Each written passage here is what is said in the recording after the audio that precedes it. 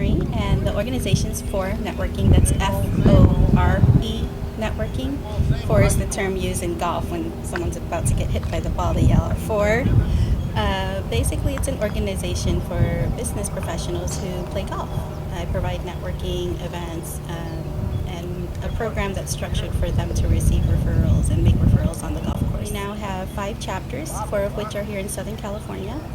One is in Missouri, so we are growing nationally. That's our first out-of-state chapter, and I have 2 more launching in the next month. It's actually kind of funny. A businesswoman asked me to go out and play golf with her, and I wasn't quite ready to tackle 18 holes. So I asked her if we could just take a lesson together, and we ended up inviting a couple of people with us.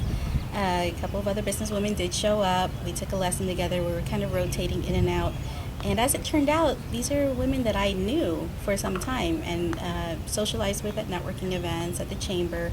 But nobody ever really had an in-depth relationship with each other. Nobody actually passed business to each other or referrals for each other.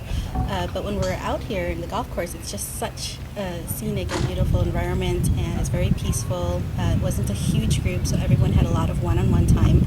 So people started passing business to each other. They started to ask questions about each other, and I noticed that it was such a big difference. So I decided to expand on it, and I created FORE Networking. I think a major part of the keys to success is listening to what my paying members want, but also not listening to everybody. I have tried pretty much everything that people have suggested, and if something did not work, I automatically eliminate it and would just never try it again, because there's just so much that you can do and that your company can afford. A lot of things that people suggested, and then new members would suggest the same things over and over again because they think that'll work for the organization. To take a stance, not everything works, and I've already tried it. And then continue to try different things to see what works and really implement what has. Also, just really, I guess a lot of it was being focused. When I realize something does work, really expand on it.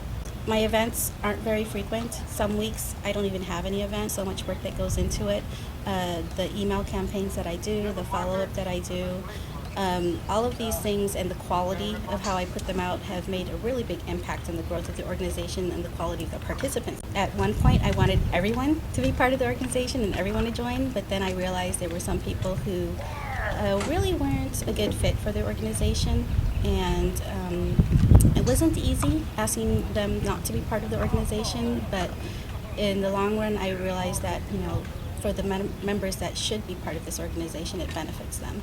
We also decided to focus a little bit more on what type of members should be part of the organization. It didn't really make sense for a lot of business to consumer type sales professionals to be part of the organization.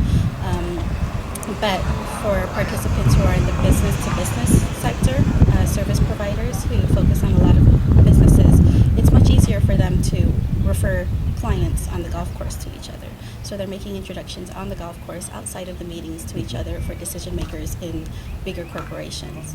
It's still possible for that to be done in the smaller sales arena with business to consumer, but of course, that can be done in any environment. Golf, that's a huge leverage for professionals in the business-to-business sector who are having a hard time getting an appointment with the CEO or the decision maker, but when they have mutual peers that have decision makers as existing clients in complementary industries, being able to make the introduction on the golf course has made a huge impact on their sales. There is a big learning process because nobody does this. There are other golf associations out there, but they're primarily focused on people who just want to play golf, so they're not focused on the business environment, the networking environment.